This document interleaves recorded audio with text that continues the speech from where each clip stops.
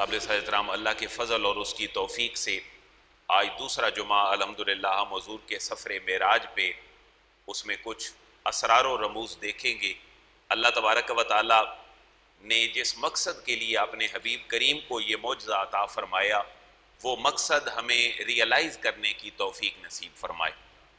آج کی گفتگو کا آغاز میں ان دو جملوں سے کرنا چاہتا ہوں کہ ایک ہے واقعہ معراج اور ایک ہے واقعہ معراج کی حکمتیں اور اس کے اثرات، اور ہمارا سارے کا سارا فلو اور گفتگو کا انداز معجزہ معراج کے پورے واقعے پہ ہوتا ہے، لیکن ہمیں بہت زیادہ توجہ اس سے بھی زیادہ اس معجزے کی حکمتیں اور اس کے جو اسرار و رموز اور اشارات ہیں ہمیں ان کے اوپر زیادہ فوکس کرنا چاہیے۔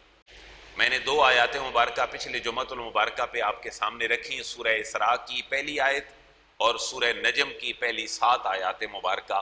ان دونوں میں اللہ کے حبیب کے معجزہ معراج کو بیان کیا گیا۔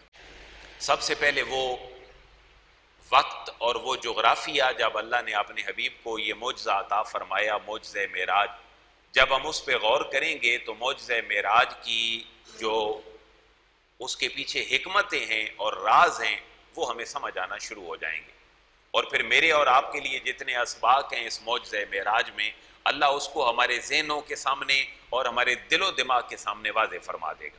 مثلا یہ معجزہ معراج ہوا کب، اس کے بارے میں مختلف روایات ہیں جو سیرت نگاروں نے لکھی ہیں کہ یہ معراج کا معجزہ ربیع الاول میں ہوا، ایک دوسری روایت ہے یہ ربیع الثانی میں ہوا، ایک تیسری روایت ہے کہ یہ رمضان میں ہوا، ایک چوتھی روایت ہے کہ یہ شوال میں ہوا، اور پانچویں روایت ہے جو مشہور روایت ہے کہ یہ اس ماہ مبارکہ رجب میں ہوا، اور اس کی 27 تاریخ کو اللہ نے اپنے حبیب کو یہ معجزہ معراج عطا فرمایا۔ لیکن ایک بات طے ہے کہ یہ معجزہ معراج ہجرت سے پہلے اللہ نے اپنے حبیب کو عطا فرمایا۔ عطا فرمانے کی پہلی حکمت ہمیں یہ نظر آتی ہے کہ آقا کریم صلی اللہ علیہ وسلم کے مشن کے ساتھ جتنی وابستگی تھی اس میں بہت سارے لوگ آپ کے ممد و معاون تھے۔ اماں خدیجہ ہر مشکل میں آپ کے ساتھ تھیں، حضرت ابو طالب ہر کیفیت میں مشکل حالات میں جناب رسول اللہ کے ساتھ تھے، اور سفر طائف جو ہے یہ بڑی مشکلات والا سفر تھا، اور اعلان نبوت کے 7ویں سال کے بعد سے لے کر 10ویں سال تک یہ شب ابی طالب میں جو سوشل بائیکاٹ ہوا تھا مسلمانوں کا قریش کا اہل بنو ہاشم کے ساتھ، یہ ایسے ایک درد بھرے واقعات تھے کہ جس کے بعد اللہ کے حبیب کا پریشان ہونا ایک فطرتی امر تھا۔ گو کہ اللہ کے حبیب کی جو پریشانی ہے وہ پریشانی بھی اللہ کی حکمتوں کے ساتھ ہے، لیکن یہ حضور کی جو پریشانی تھی یہ بڑی پیک پہ تھی کہ لوگ دائرہ اسلام کی طرف نہیں آ رہے، اور سال کتنے ہو گئے اعلان نبوت کو؟ 10، جب معجزہ معراج کی وہ ایام و سال ہیں کہ 10 سال ہو گئے اعلان نبوت کو، اور ان 10 سالوں میں کامیابی کتنے لوگوں کی شکل میں ہوئی؟ ہمیں 40 کے قریب لوگ دائرہ اسلام میں داخل ہوتے نظر آتے ہیں۔ تو 10 سالوں میں 40 کے قریب لوگوں کا دائرہ اسلام میں آنا، اور پھر اہل مکہ کا جو ایلیٹ کلاس تھی، جو مالۂ اعلیٰ تھے، وہ سارے کے سارے رسول اللہ اور آپ کے مشن سے ناراض تھے، اور انہوں نے 3 سال کے لیے حضور کو دھکیل دیا شب ابی طالب میں۔ آپ ایک گھاٹی میں 3 سال تک رہے، پریشان کن مرحلہ تھا۔ اماں خدیجہ دنیا سے چلی گئیں جب یہاں سے آپ تشریف لائے، حضرت ابو طالب 10 نبوی میں چلے گئے، سارے سہارے جب چھوٹ گئے تو پھر یہ سوچا کہ میں اپنی ماں کے رشتہ دار جو میرے ننیال ہیں طائف کی طرف، میں ادھر رخ کرتا ہوں، شاید میرے ننیال والوں کو میرے مشن کے ساتھ جو وابستگی ہے اس کا احساس ہو جائے۔ جب وہاں سے بھی آپ لوٹے پریشانی کے عالم میں، اب دیکھیں معجزہ معراج کی وہ حکمت کہ اللہ نے پھر ان ساری مشکلات کے بعد اپنے حبیب کریم کو اپنے پاس بلا کر آپ کی تسلی اور تشفی فرما دی، اور اپنے حبیب کو یہ ریئلائز کروا دیا، محبوب زمین والے آپ کی بات سنیں یا نہ سنیں، میں آسمان والوں کو آپ کی بات سنا دیتا ہوں، میں آپ کے دل و دماغ کی وہ ساری کیفیتیں جو پریشانی کی ہیں میں ان کو دور فرما دیتا ہوں۔ اب ایک تناظر یہ ہے، مجھے اور آپ کو سبق کیا ملا اس واقعے سے، اس کے پہلے سٹیپ سے اور اس کے پہلے فیز تھے کہ جب بھی پریشانی ہو تو آپ کی ساری توجہ کا مرکز و محور اللہ اور اس کے رسول کی ذات ہونی چاہیے۔ طائف کی پریشانی کے بعد بھی ساری توجہ حضور کی کدھر ہے؟ اللہ کی طرف ہے۔ اماں خدیجہ دنیا سے چلی گئیں آپ کی بیوی، تب بھی ساری توجہ کدھر ہے؟ اللہ کی طرف ہے. اور حضرت ابو طالب چلے گئے جو بڑے ممد و معاون تھے اسلام کی اشاعت میں، وہ بھی دنیا سے چلے گئے. اور یہ ساری مشکلات کے بعد حضور کی ساری توجہ کس کی طرف ہے؟ اللہ کی طرف ہے. اور مجھے اور آپ کو بھی اس معجزہ معراج کا یہ پہلا سبق ملتا ہے کہ جب بھی کوئی پریشانی ہو تو اس کا پہلا اور آخری توجہ کا اور مرکز و محور وہ اللہ اور اس کے رسول کی ذات ہونی چاہیے. یہ میں چھوٹے چھوٹے اسباق کا بیان کر رہا ہوں. اور پھر آقا کریم صلی اللہ علیہ وسلم کے ساتھ ایک ایکسپوئر، ایک سیکھنا، وہ یہ کیفیت اللہ نے حضور کے ساتھ انبیاء کے ساتھ ملاقات میں فرمائی. یہ طویل حدیث مبارکہ ہے، اس کو آپ خود بھی ذرا گھر میں جا کے پڑھیں گے. یہ صحیح مسلم کی حدیث مبارکہ ہے، اور یہ صحیح مسلم کتاب الایمان کی حدیث نمبر 411 ہے.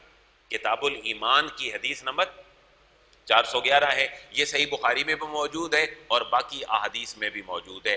یہ معجزہ معراج پہ طویل ترین حدیث مبارکہ ہے. حضرت انس رضی اللہ تعالیٰ عنہ اس کے راوی ہیں. آپ فرماتے ہیں کہ اللہ کے حبیب ایک رات کو آرام فرما رہے تھے. یہ جو آرام کے الفاظ ہیں ان کی نسبت 2-4 مقامات کی طرف ہے. حضرت ام ہانی کے گھر تھے، آپ شیب ابی طالب میں تھے، آپ حرم کے اندر تھے، آپ کسی اور جگہ پہ تھے. یہ سارے الفاظ ہمیں ان روایات کے اندر نظر آتے ہیں. تو اللہ نے اپنے حبیب کے پاس ایک فرشتہ بھیجا، اس فرشتے نے آپ کو اٹھایا.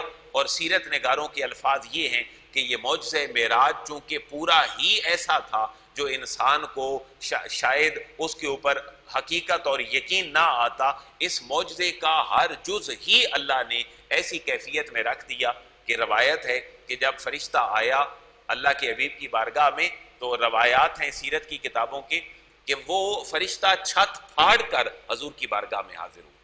یہ بھی ریئلائز کروانا تھا کہ ایک ایسے واقعے کی طرف جو ہے وہ اللہ کے حبیب کا علو ہو رہا ہے جو واقعہ سارے کا سارا ہی بظاہر انسانوں کی سمجھ میں آنے والا نہیں ہے. لہذا فرشتہ اس کیفیت میں حاضر ہوا اور آپ کا سینہ مبارکہ چاک کیا گیا، آپ کے قلب اطہر کو نکالا گیا، آب زمزم سے دھویا گیا. اور وہاں روایت کے الفاظ ہیں کہ سونے کا ایک ٹرے جو ہے اس میں آقا کریم صلی اللہ علیہ وسلم کا قلب اطہر نکالا گیا. یہاں پھر ایک فقہی مباحث ہیں کہ اللہ کے حبیب صلی اللہ علیہ وسلم کے قلب مبارک کو نکال کر سونے کے تشت میں رکھا گیا. تو سونا استعمال کرنا تو بظاہر انسانوں کے لیے جائز، مردوں کے لیے جائز نہیں ہے، لیکن نبی پاک صلی اللہ علیہ وسلم کے معراج پہ جاتے وقت آپ کا سونے کا ٹرے اس میں نکال کے آپ کے قلب اطہر کو رکھنا اور پھر آب زمزم سے اس کو دھونا، یہ کیفیت کہاں سے آ گئی؟ بہت علمی خوبصورت جواب علماء اور فقہا نے دیے کہ سونے کا استعمال بے شک امت مصطفیٰ کے مردوں کے لیے ناجائز ہے، لیکن آقا کریم صلی اللہ علیہ وسلم کا اس کو استعمال کرنا یہ حضور کے استعمال کرنے کی وجہ سے نہیں ہے، بلکہ کس نے استعمال کیا؟ فرشتوں نے استعمال کیا. آقا کریم صلی اللہ علیہ وسلم کی بارگاہ میں جب فرشتہ حاضر ہوا جبریل امین علیہ السلام، تو اس وقت آقا کریم صلی اللہ علیہ وسلم کا قلب مبارک نکال کر سونے کے تشتری میں رکھا گیا. تو یہ استعمال کرنا حضور کا استعمال کرنا نہیں تھا، بلکہ کس نے استعمال کیا؟ فرشتوں نے استعمال کیا. اور ممانعت کس کے لیے ہے؟ امت محمدیہ کے مردوں کے لیے ہے، خواتین کے لیے بھی نہیں ہے. اور اس دنیا میں ممانعت ہے، جب انسان جنت میں جائیں گے تو پھر انسانوں کے لیے سونا چاندی پہننا وہاں حلال ہوگا. ایک اور جواب بڑا علمی علماء نے یہ دیا ہے کہ سونے کے حرام ہونے کا جو وقت ہے وہ مدینہ طیبہ ہے، نہ کہ مکہ مکرمہ ہے. تو آقا کریم صلی اللہ علیہ وسلم کو معجزہ معراج کہاں نصیب ہوا؟ مکہ مکرمہ میں.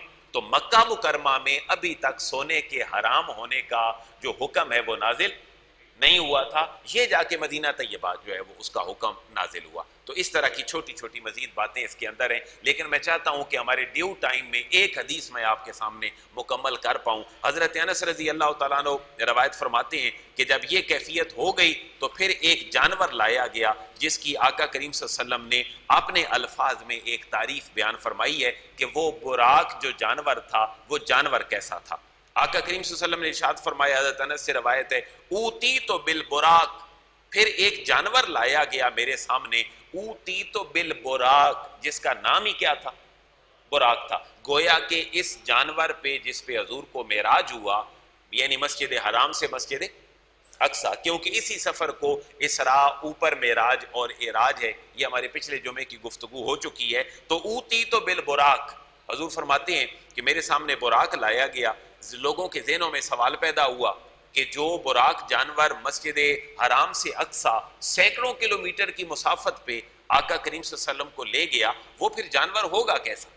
تو آقا کریم صلی اللہ علیہ وسلم نے خود ہی اس کی تفسیر فرما دی، وَهُوَ دَابَّةٌ أَبْيَضُ طَوِيلٌ فَوْقَ الْحِمَارِ، جو گدھے سے تھوڑا سا بڑا ہے، اور ابیض وہ سفید رنگ کا ہے، اور طویل وہ اپنی قد و قامت کے اعتبار سے کیا ہے؟ طویل ہے۔ گویا کہ براق کی ڈیفینیشن حضور نے خود فرما دی، هُوَ دَابَّةٌ أَبْيَضُ طَوِيلُ الْحِمَارِ دُونَ الْبَغْلِ، اور خچر سے چھوٹا ہے، یَدَعُ حَافِرَهُ عِنْدَ مُنْتَہَا طَرَفِهِ، حضور فرماتے ہیں کہ اس کا چلنا اور ایک قدم کتنا ہے، جہاں ایک انسان کی نگاہ کی انتہا ہوتی ہے وہاں وہ ایک قدم اٹھا کے پہنچ جایا کرتا۔ یہ نبی پاک صلی اللہ علیہ وسلم کا ارشاد مبارکہ ہے۔ میں یاد بھی کروانا چاہتا ہوں، یہ حدیث آپ کو کس کتاب کی ہے؟ صحیح مسلم کی۔ بولیں جی کس کتاب کی؟ صحیح مسلم، کتاب الایمان، کتاب الایمان، حدیث نمبر 411۔ کیونکہ آپ کہیں بھی جا کے اس کو دیکھیں تو اس کے جو جملہ اجزاء ہیں وہ آپ کے سامنے ہوں۔ جب یہ سفر براق پہ آپ کا شروع ہو گیا مسجد حرام سے مسجد اقصی، اب کچھ جو چیزیں اور مشاہدات ہیں وہ اس سفر کے دوران آقا کریم صلی اللہ علیہ وسلم کو نصیب ہوئے۔ مثلا اس حدیث کے اندر ایک بات یہ موجود ہے کہ جب آپ تشریف لا رہے تھے اسی مسجد حرام سے مسجد اقصی، تو آپ کو ایک بڑھیا عورت نے آواز دی، تو جبریل امین نے عرض کیا حضور آپ نے اس کی آواز کا جواب نہیں دینا۔ اسی روایت کے الفاظ ہیں، حضور آگے چلے تو ایک بوڑھے شخص نے آقا کریم صلی اللہ علیہ وسلم کو ندا کی، جبریل امین نے عرض کیا حضور آپ نے اس کو بھی جواب نہیں دینا۔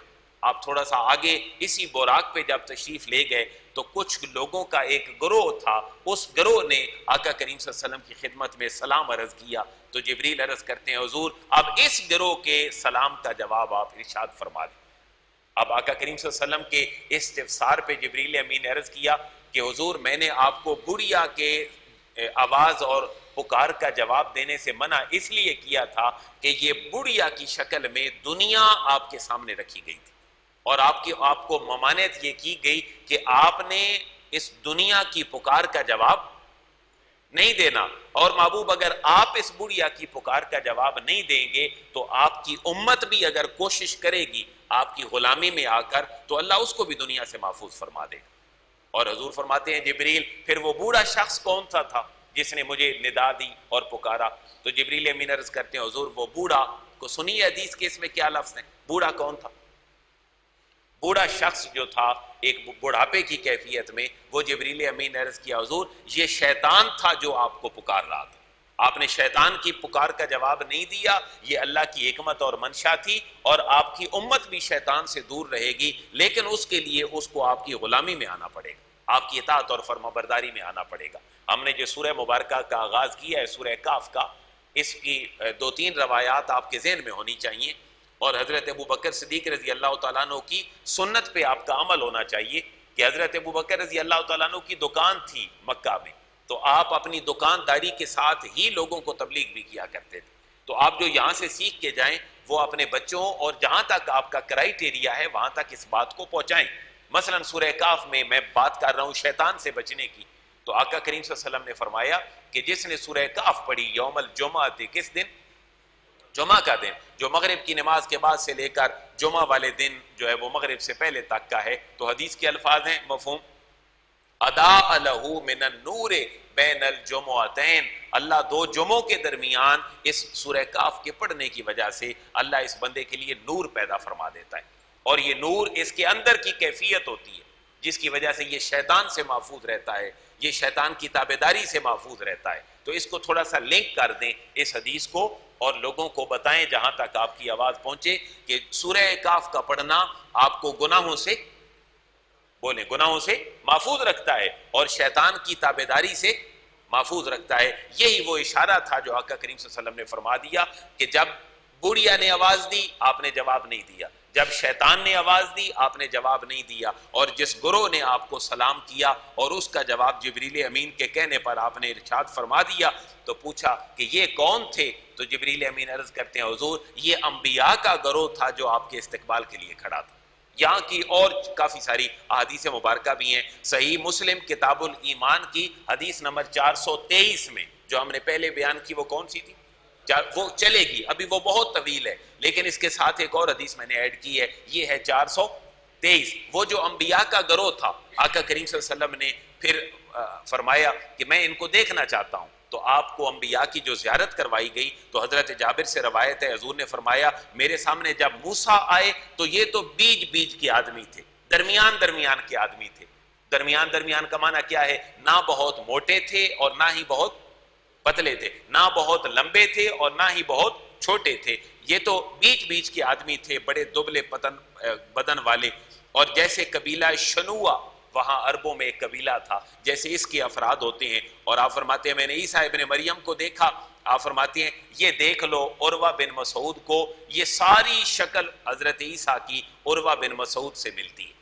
اور عروہ بن مسعود وہ صحابی تھے کہ جب صلح حدیبیہ کا واقعہ پیش آیا تو یہ کفار کی طرف سے قاصد بن کر آئے، اور جو حضور کو دیکھا تو واپس گئے، تو واپس جا کے اہل مکہ کو کہا کہ تم جس شخص سے ٹکر لینے لگے ہو، میں نے تو اتنا ادب کہیں کیسر اور کسرا کے دربار میں بھی نہیں دیکھا جتنا ادب غلامان مصطفیٰ محمد مصطفیٰ کا کرتے ہیں۔ پھر وہ ساری کیفیات آپ نے دیکھی ہیں کہ جب وہ اپنا جو ہے وہ پانی ان کے بچا ہوا وضو کا ہے تو ان کے جو غلام ہیں وہ تو ان کو بھی زمین کے اوپر نہیں گرنے دیتے، اور پھر جب وہ اپنی تھوک مبارکہ پھینکتے ہیں تو وہ بھی ان کو اپنے ہاتھوں پہ لے لیتے ہیں، ان کو فضالہ کا بہا وجہ، اس کو برکت کے لیے اپنے چہروں کے اوپر ملتے ہیں۔ تو یہ کون شخص ہے؟ حضرت عروہ بن مسعود، بولیں حضرت عروہ بن مسعود۔ تو حضور فرماتے ہیں میں نے موسیٰ کو دیکھا، درمیانے قد کے انسان تھے، اور میں نے جب عیسیٰ کو دیکھا تو تم نے صحابہ اگر عیسیٰ کو دیکھنا ہو تو پھر کس کو دیکھ لو؟ عروہ بن مسعود کو دیکھ لو۔ اور پھر آپ نے فرمایا میں نے ابراہیم کو دیکھا، آپ نے فرمایا جس نے ابراہیم کو دیکھنا ہو وہ مجھے یعنی محمد مصطفیٰ کو دیکھے، میری شکل ابراہیم خلیل اللہ جو ہیں وہ ان سے ملتی جلتی ہے۔ اور پھر آپ نے جب پوچھا، استفسار فرمایا گیا حضور جبریل کیسے تھے، تو آپ نے فرمایا کہ جو جبریل ہیں ان کی شکل یہ دہیہ کلبی جو ہیں رضی اللہ تعالیٰ عنہ ان سے ملتی جلتی ہے۔ یہ دہیہ کلبی وہ صحابی تھے کہ جن کی شکل میں متعدد بار جبریل امین حضور کی بارگاہ میں وحی لے کر آئے۔ یہ اپنے بچوں کو ایک معروضی سوال آپ یاد کروا دیں کہ وہ کون سے صحابی ہیں جن کی شکل میں کبھی کبھی جبریل امین حاضر ہوتے تھے؟ دہیہ کلبی، دال ہے یہ اور ہے دہیہ، اور چھوٹے کاف کے ساتھ لام بے، اور یہ دہیہ کلبی۔ تو مشابہت کیسے؟ حضرت موسیٰ علیہ السلام قبیلہ شنوہ کے لوگوں کی طرح، حضرت عیسیٰ ابن مریم عروہ بن مسعود کی طرح، حضرت ابراہیم حضور فرماتے ہیں میری طرح، اور جبریل کی شکل کس سے ملتی ہے؟ جناب دہیہ کلبی سے ملتی ہے۔ روایات میں آتا ہے بہت خوبصورت صحابی تھے، اللہ نے بڑا حسن و جمال ان کو عطا فرمایا تھا۔ جب حضور وہاں سے تشریف لے گئے، ابھی یہ سفر ہے براق کا، مسجد حرام سے مسجد اقصیٰ، مسجد اقصیٰ میں جب آپ پہنچے تو آپ نے انبیاء کو امامت کروائی۔ یہ امامت کروانے کی بھی الگ سے حدیث مبارکہ موجود ہیں، میں یہاں صرف ایک اعلی حضرت کا شعر پڑھنا چاہتا ہوں، اعلی حضرت عظیم البرکت کا۔ آپ فرماتے ہیں نماز جو اقصیٰ تھی اس کے اندر حکمت کیا تھی؟ اس کے اندر پہلی حکمت تو یہ ذہن میں رکھ لیں کہ حضور کس سفر پہ جا رہے تھے؟ سفر معراج، بلندیوں کا سفر تھا، اور تمام انبیاء کو اکٹھا کر کے آقا کریم صلی اللہ علیہ وسلم کی امامت میں کھڑا کر دیا گیا، گویا کہ اللہ یہ بتلانا چاہتا تھا کہ محبوب آپ کو تو معراج مل رہی ہے، لیکن یہ آپ کے پیچھے نماز پڑھیں گے، میں ان کی بھی معراج کروانا چاہتا ہوں۔ تو محبوب یہ آپ کے پیچھے نماز میں کھڑے ہوں گے، انہیں بھی اللہ معراج عطا فرما دے گا۔ حضور کے پیچھے نماز پڑھنے میں حکمت یہ تھی، اللہ کو انبیاء کی امامت مقصود تھی۔ اعلی حضرت کیا فرماتے ہیں؟ نماز اقصیٰ میں تھا یہی سر، عیاں ہو معنی اول آخر۔ حضور نے نماز اقصیٰ کیوں پڑھائی؟ تاکہ یہ راز واضح ہو جائے کہ اول اور آخر کا تصور کیا ہے۔ آپ نے فرمایا دست بستہ ہیں پیچھے حاضر، جو سلطنت آگے کر گئے تھے، جو آپ سے پہلے سلطنتیں کر گئے تھے اپنے اپنے وقت کی، حضرت داؤد علیہ السلام، حضرت سلیمان علیہ السلام، جن کو اللہ نے جنات اور ہواؤں پہ قدرت عطا فرمائی تھی، تو اللہ بتلانا چاہتا تھا کہ دست بستہ ہیں پیچھے حاضر، بولے دست بستہ ہیں پیچھے حاضر، جو سلطنت آگے کر گئے تھے، جو آپ سے پہلے سلطنت کر گئے تھے، اللہ تبارک و تعالیٰ نے ان سب کو آپ کے پیچھے کھڑا کرنا تھا۔ سیرت کی کتابوں کے الفاظ یہ ہیں، باقاعدہ آذان ہوئی، باقاعدہ امامت ہوئی، اور اس کے بعد مصلی امامت جب خالی تھا تو سیرت نگار لکھتے ہیں کہ جبریل امین نے آقا کریم صلی اللہ علیہ وسلم کو آپ کے بازو مبارک سے پکڑا اور مصلی امامت پہ کھڑا کیا اور عرض کیا حضور آج اس پورے 1,24,000 انبیاء کے جمع غفیر میں اگر کسی کو امامت کا شرف ہے تو وہ محبوب اللہ آپ کو دینا چاہتا ہے. لیکن ساتھ ساتھ یہ بات ذہن میں رکھیں کہ معجزہ معراج کی یہ ساری بلندیاں ملی کیوں؟ تاکہ لوگوں کے دلوں میں آقا کریم صلی اللہ علیہ وسلم کا بڑا مقام بلند و مرتبے والا ان کے دلوں میں بیٹھے اور یہ آقا کریم صلی اللہ علیہ وسلم کو فالو کریں. یہ صرف کانوں کے مزے کے لیے نہ ہو کہ معراج ہوا اور اللہ تبارک و تعالیٰ نے اتنی برکتیں عطا فرمائیں. اس کا لب لباب یہ ہے کہ اللہ اپنے حبیب کی پرسنالٹی کو کمال پیک پہ لے جانا چاہتا ہے اور پھر لوگوں کے دلوں میں یہ ریئلائز کروانا چاہتا ہے اے کائنات والو میرا محبوب اتنا بڑا محبوب ہے, میرا محبوب اتنے بلند و بالا مقامات کا حامل ہے, تو کیوں کسی اور کو فالو کرتے ہو؟ آؤ میرے محبوب کی غلامی میں آ جاؤ, میں مرنے کے بعد بھی تمہیں آقا اپنے حبیب کی شفاعت نصیب کرتا ہوں. ہر لمحے کا ایک الگ الگ سبق ہے. حدیث کے الفاظ سنیں, ثم عرج بنا الی السماء, یہ لفظ تھوڑا سا بول دیں تاکہ معراج کا جو ایک تصور ہے آپ کے ذہنوں میں آ جائے. ثم عرج بنا الی السماء, ثم عرج بنا الی السماء. حضور فرماتے ہیں جبریل پھر میرے ساتھ آسمانوں کے اوپر چڑھے. جب ہم وہاں پہنچے تو آواز آئی کون؟ یہ عربی کے الفاظ ہیں, یہ حضور کی حدیث کے الفاظ ہیں. من کون ہے؟ تو حضور فرماتے ہیں جب یہ اندر سے آواز آئی تو جبریل امین نے اپنا تعارف کروایا. تو پھر اندر سے آواز آئی کہ کیا ان کے ساتھ بھی کوئی ہے؟ تو آقا کریم صلی اللہ علیہ وسلم فرماتے ہیں جبریل نے کہا ہاں ان کے ساتھ بھی ہیں. انہوں نے پوچھا کہ بلائے گئے ہیں یا خود آئے ہیں؟ تو آقا کریم فرماتے ہیں جبریل امین نے جواب دیا کہ ان کو بلایا گیا ہے. وہاں پر آقا کریم فرماتے ہیں فَإِذَا آنَا بِآدَمَ فَرَحَّبَ لِي وَدَعَا لِي بِخَيْرٍ. اور ہم نے جب اس دروازہ کھلنے کے بعد ہم آگے گئے جبریل اور میں, تو ہم نے دیکھا کہ فَإِذَا آنَا بِآدَمَ, ہم کس کے پاس کھڑے تھے؟ آدم کے پاس کھڑے تھے. ہم ساری انسانیت کے باپ آدم کے پاس کھڑے تھے. فَرَحَّبَ لِي, کیا ترجمہ کو ذہن میں آئے گی؟ رحب لی, مرحبا. رحب لی کا معنی کیا ہے؟ مرحبا, ویلکم کیا حضرت آدم علیہ السلام نے. فرحب لی ودعا لی بخیر, اور حضور فرماتے ہیں مجھے میرے باپ نے ویلکم کیا, مرحبا کہا اور میرے لیے بہتری کی دعا کی. یہاں مولانا روم نے اور صوفیاء نے بڑی پیاری بات لکھی ہے. حضرت آدم کریم سے حضور کو ملانے کی حکمت کیا تھی؟ میں نے پہلے عرض کیا انبیاء کو امامت کی حکمت کیا تھی؟ تاکہ اللہ ان کو بھی معراج عطا فرما دے. حضرت آدم کے ساتھ ملنے میں حکمت کیا تھی؟ اللہ بتلانا چاہتا تھا محبوب آپ معراج سے جب واپس جائیں گے آپ نے مکہ نہیں رہنا, آپ نے مکہ نہیں رہنا, پھر آپ کو حکم ہونا ہے, آپ نے کہاں جانا ہے؟ مدینہ طیبہ. اور محبوب یہ جو مشن آگے نہیں بڑھ رہا مکہ میں, یہ جا کے مدینہ طیبہ میں بڑھے گا. آپ ایک ریاست کی بنیاد رکھیں گے جس کو لوگ رہتی دنیا تک ریاست مدینہ کے نام سے یاد رکھیں گے. محبوب ذرا اپنے باپ آدم سے مل لیں اور 1 to 1 ملاقات کر لیں تاکہ ان سے پوچھ لیں کہ ریاست یہ دنیا میں کامیابی کی طرف کیسے جاتی ہے. کیونکہ میں نے جب آدم کو بھیجا تھا تو کائنات میں کچھ نہیں تھا, کائنات خالی تھی. ذرا آدم سے اپنے باپ سے 1 to 1 ملاقات کریں اور ان سے پوچھیں اور سیکھیں کہ کامیاب ریاست کیسے بنتی ہے, تاکہ آپ مدینہ میں جائیں تو اللہ آپ کے مشن کو مزید آگے بڑھا دے. تو حضرت آدم علیہ السلام کے ساتھ ایک مماثلت اللہ بتلانا چاہتا تھا. محبوب دشمن کی وجہ سے آدم جنت سے نکلے تھے. کس کی وجہ سے؟ اور وہ دشمن کیا تھا؟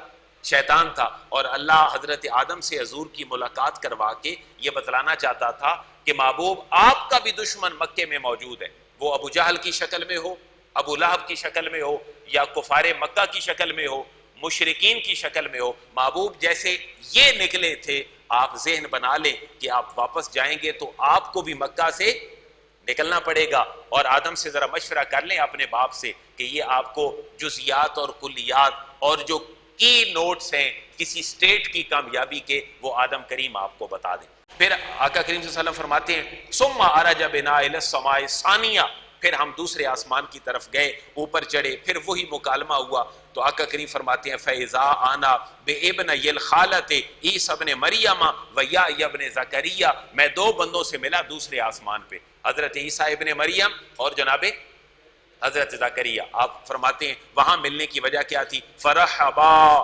ودعوا لی بخیر، مجھے دونوں نے ویلکم کیا اور دونوں نے میرے لیے خیر کی دعا کی۔ یہاں ان انبیاء سے ملنے کا مقصد کیا تھا؟ اللہ نے کیوں ملایا ان کے ساتھ؟ اہل مکہ میں رہتے تھے کافر اور مشرک، لیکن مدینے میں جن کا ہولڈ تھا وہ اہل کتاب تھے، اور اہل کتاب میں سے بھی جن کا ہولڈ تھا وہ تھے یہودی۔ آقا کریم صلی اللہ علیہ وسلم کو اللہ یہ بتلانا چاہتا تھا کہ محبوب ذرا ان سے بھی مل لیں۔ کیوں؟ کہ حضرت عیسیٰ ابن مریم کو بھی ہینگ کرنے والے کون تھے؟ یہودی تھے، اور حضرت زکریا کو بھی آروں کے ساتھ چیرنے والے کون تھے؟ اللہ اپنے حبیب کو بتلانا کیا چاہتا تھا؟ محبوب ان سے ملیں، یحییٰ سے ملیں، زکریا سے ملیں اور عیسیٰ ابن مریم سے ملیں۔ آپ کو بھی مکے سے نکل کر کن سے واسطہ پڑے گا؟ یہودیوں سے واسطہ پڑے گا۔ پھر آپ کو میثاق مدینہ کرنا ہے، آپ کو مواخات مدینہ کرنا ہے، تو ان سے پہلے کچھ ٹولز لے لیں تاکہ اللہ آپ کی ریاست کو کامیابی کے سفر کی طرف رواں دواں فرما دے۔ پہلے آسمان پہ کون ملا؟ آدم علیہ السلام۔ دوسرے آسمان پہ حضرت عیسیٰ اور حضرت زکریا، اور پھر حضور فرماتے ہیں ثم عرج بی الی السماء الثالثہ، پھر ہم تیسرے آسمان پہ گئے تو وہاں فیضا آنا بیوسف، پھر ہمیں کون ملا؟ یوسف علیہ السلام ملے، اور پھر وہاں بھی حدیث کی یہ الفاظ ہیں کہ فرحبا ودعا لی، انہوں نے مجھے مرحبا کہا اور میرے لیے انہوں نے دعا بھی کی۔ یہاں حدیث کے چھوٹے سے الفاظ ہیں فیضا ہوا قد اوتی شطر الحسن، حضور فرماتے ہیں میں نے یوسف کو دیکھا کہ اللہ نے گویا کہ پوری کائنات کا آدھا حسن تو یوسف علیہ السلام کو عطا فرما دی۔ یہ اسی صحیح مسلم کی حدیث مبارکہ ہے۔ یہاں سے ایک مسئلہ بھی پتہ چلا ہے، وہ مسئلہ یہ ہے کہ آقا کریم صلی اللہ علیہ وسلم کی ولادت پر اور پوری زندگی آپ کے حسن و جمال کو بیان کرنا یہ آپ کی بھی سنت ہے، کیونکہ آپ نے حضرت یوسف علیہ السلام کے حسن کو خود بیان کیے اور آپ امپریس ہیں، لوگوں کو بتانا چاہتے ہیں فیضا ہوا قد اوتی شطر الحسن۔ شطر کا معنی کیا ہوتا ہے؟ الطہور شطر الایمان، باقی جو ہے وہ ایمان کا حصہ ہے۔ یہ حضور یہاں پر فرماتے ہیں قد اوتی شطر الحسن، یہ جو حسن ہے اس کا بہت بڑا حصہ جو ہے وہ میرے بھائی یوسف کو دیا گیا۔ حضرت یوسف سے ملنے میں حکمت کیا تھی؟ اللہ بتلانا چاہتا ہے محبوب آپ نے شیطان پہ بھی بھروسہ نہیں کرنا، آپ نے یہودیوں پہ بھی بھروسہ نہیں کرنا، اور محبوب ذرا یوسف اپنے بھائی سے مل لیں، انہوں نے اپنے بھائیوں پہ اعتماد کیا تھا، آپ نے ان پہ بھی اعتماد نہیں کرنا، آپ نے ساری توجہ میری طرف رکھنی۔ کیونکہ حضرت یوسف علیہ السلام کا بڑا طویل واقعہ ہے، بھائی نکلے گھر سے لے کر شکار کھیلنے کے بہانے، لیکن کیا کیا؟ کنویں میں پھینک دیا۔ اللہ اپنے حبیب کی ساری توجہ ساری کائنات کے لوگوں سے ہٹا کر صرف اپنی طرف رکھنا چاہتا ہے۔ حضرت یوسف علیہ السلام سے ملا دیا، پھر ثم عرج بنا الی السماء الرابعہ، حضور فرماتے ہیں پھر ہم چوتھے آسمان کی طرف بڑھے۔ چوتھے آسمان پہ کون تھا؟ حدیث کے الفاظ ہیں فیضا آنا بادریس، چوتھے آسمان پہ کون تھے؟ ادریس۔ ان کو یاد بھی کرتے جائیں تاکہ بچوں کو یہ واقعہ اور سٹوری کی شکل میں سنائیں، تاکہ حضور کے دلوں، حضور کی محبت ہماری نسل کے دلوں میں پیدا ہو۔ پہلے آسمان پہ حضرت آدم علیہ السلام، دوسرے پہ حضرت عیسیٰ علیہ السلام، کون جی، اور تیسرے آسمان پہ حضرت جی، اور چوتھے آسمان پہ حضرت ادریس علیہ السلام۔ اب حضرت ادریس علیہ السلام سے جب ملے تو ادریس درس سے نکلا ہے، درس کا معنی ہے پڑھنا اور پڑھانا، اسی سے مدرس ہے، اسی سے مدرسہ ہے، اسی سے ٹیچر ہے۔ یہاں ملانے کی حکمت یہ تھی کہ آقا کریم صلی اللہ علیہ وسلم نے جب مکہ سے مدینہ جانا تھا تو مدینے میں جا کے آپ نے لوگوں کو خطوط لکھنے تھے، آپ نے بہت سارے شاہان عالم کو خطوط لکھے۔ یہ 6، 7، 8ویں کی کتابوں میں بڑی مشہور بات ہے۔ کیسر روم کو لکھا، کسرا ایران کو لکھا، مکوکس مصر کو لکھا۔ تو گویا کہ حضرت ادریس سے جب ملایا گیا تو اس میں حکمت یہ تھی کہ روایات کے الفاظ ہیں حضرت ادریس وہ پہلے شخص ہیں کائنات عالم میں کہ جن کو اللہ نے لکھنے لکھانے کا ہنر عطا فرمایا تھا اور خط و کتابت کا ہنر عطا فرمایا۔ اور 5ویں آسمان پہ حدیث کے الفاظ ہیں ثم عرج بنا الی السماء الخامسہ، 5ویں آسمان پہ لے جایا گیا۔ فاذا انا بہارون، مجھے وہاں کون ملا؟ حضرت ہارون علیہ السلام ملے۔ حضرت ہارون سے ملانے کی حکمت کیا تھی؟ حضرت ہارون کو حضرت موسیٰ نے اپنا نائب بنایا تھا، اور آپ کہاں تشریف لے گئے تھے؟ کوہ طور پہ۔ آپ کی قوم نے حضرت ہارون کی بات کو نہیں مانا، وہ شرک میں مبتلا ہو گئی اور نبی کی نافرمانی میں مبتلا ہو گئی۔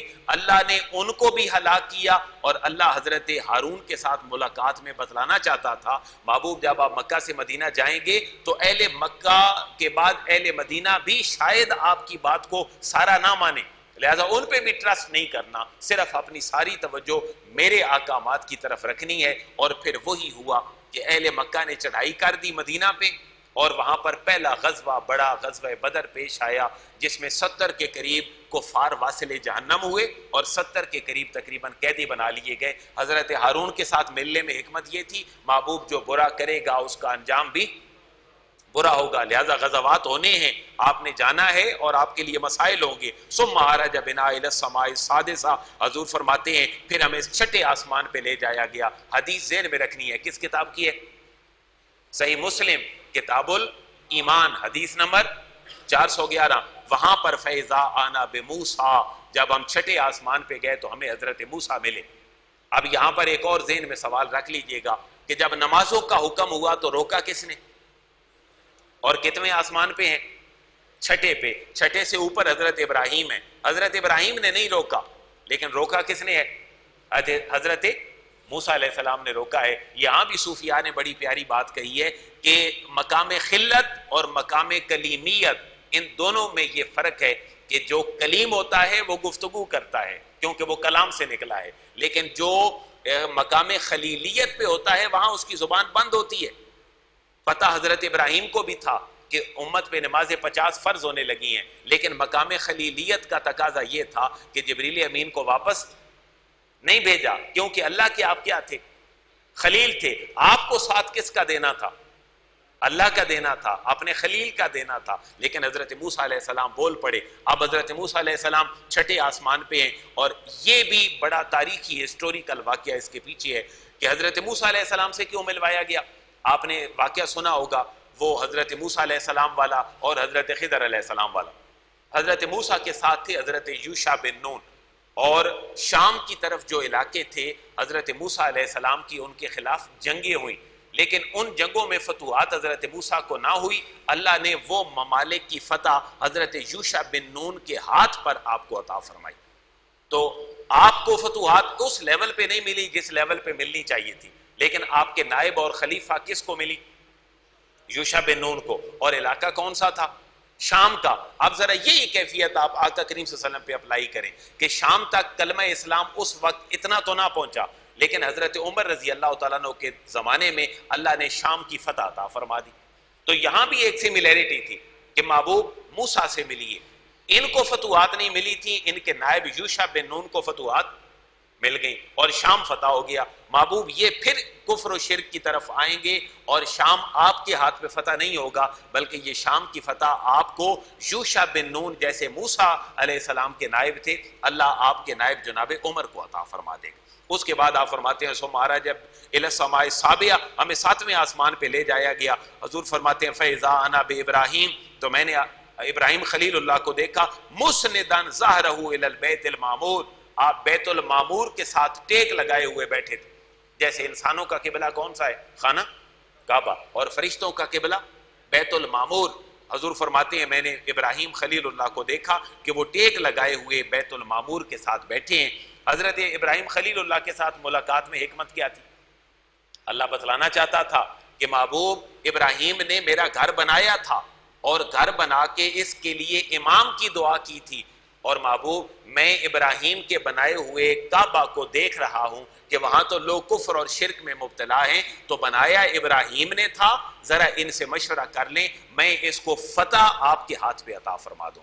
پھر حضور مکہ سے مدینہ تشریف لے گئے، اور 8ویں سال اللہ تبارک و تعالیٰ نے مکہ کی بہت بڑی فتح اپنے حبیب کریم کو عطا فرما دی۔ یہ شاہنامہ اسلام کتاب ہے، یہ کس نے لکھی ہے؟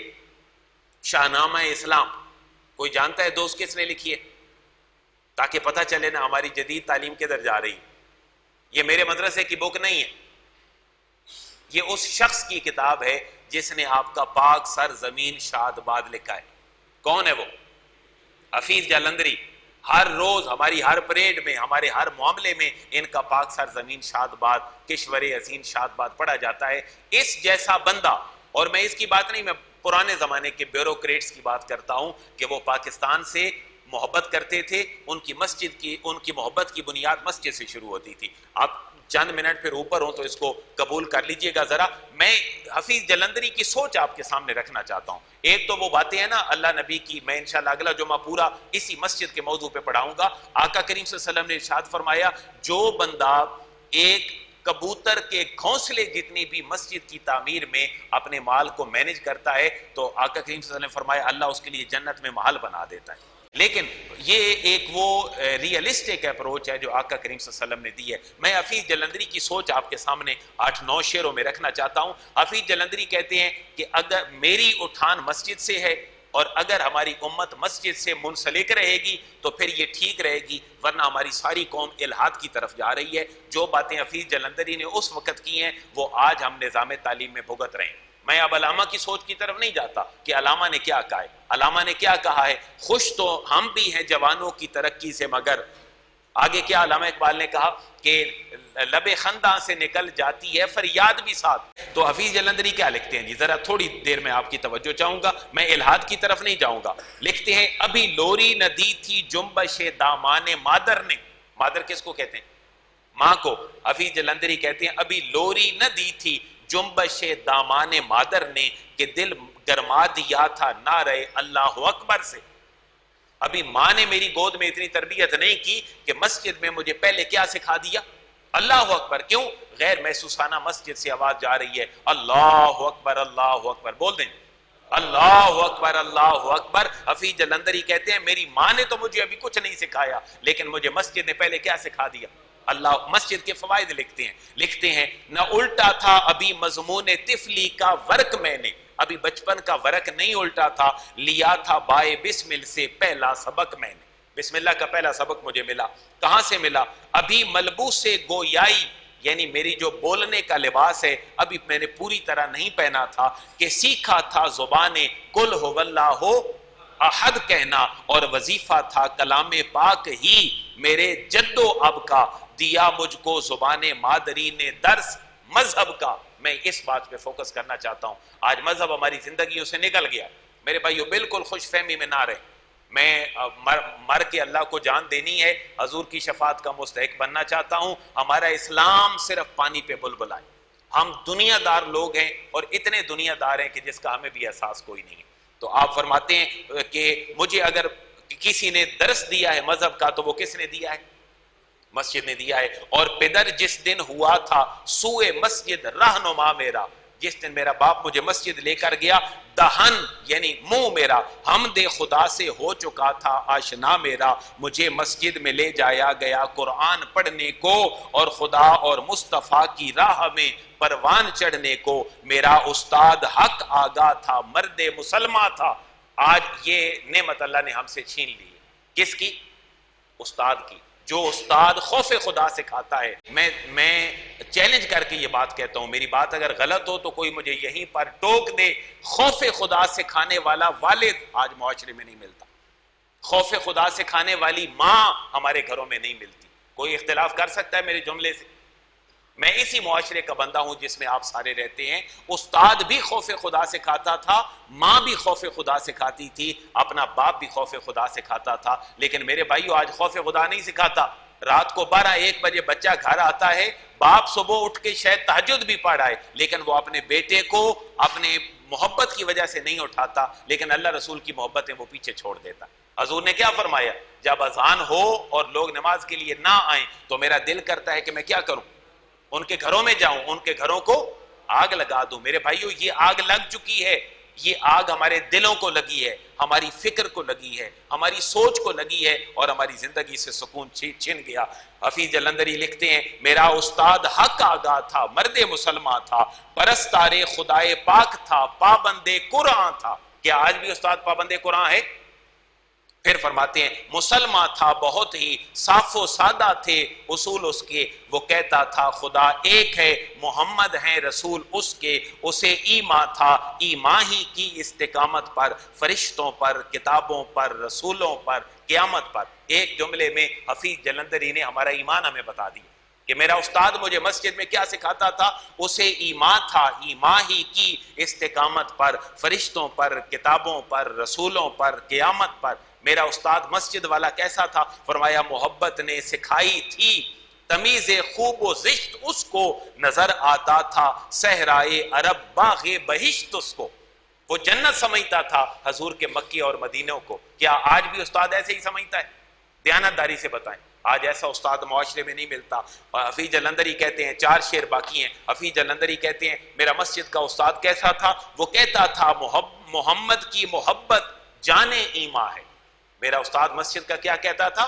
محمد کی محبت جان ایماں ہے، بنائے وحدت ملت ہے، پشت باں ایماں ہے، اور نظر ڈالی نہ تھی اس نے کبھی اسباب زینت پر۔ میرا مسجد کا استاد ایسا تھا جس نے کبھی زینت کے اسباب پر نظر نہیں ڈالی تھی۔ خدا رحمت کرے اس پاک و باز و پاک تینت پر۔ اور میرا مسجد کا استاد کیسا تھا؟ عمل تھا تابع فرمانے قرآن شریف اس کا، اور رہا وقف ریاضت عمر بھر جس میں نحیف اس کا۔ وہ قائل تھا فقط اسلام ہی کی بادشاہی کا، دیا کرتا تھا درس اطفال کو علم الہی کا، کیا تھا خدمت ملت کا راستہ اختیار اس نے، اسی دھن میں بسایا گلشن کنج مزار اس نے۔ آخری دعا حفیظ جلندھری اپنے مسجد کے استاد کو دیتا ہے، میری حب رسول اللہ کی بنیاد ہے مسجد۔ بولیں، میری حب رسول اللہ کی بنیاد ہے مسجد، خدا آباد رکھے آج بھی آباد ہے مسجد۔ اندازہ کر سکتے ہیں ان بڑے لوگوں کی خدمت کے پیچھے کون تھی؟ کون تھی؟ مسجد تھی۔ میرے بھائیو، بے شک مسجد آج انتہا پہ چلی گئی ہے، مسجد بھی اپنی ریکوائرمنٹ پوری نہیں کر رہی، لیکن اگر ہم اپنے حصے کا کام کر جائیں تو شاید ہماری بخشش ہو جائے۔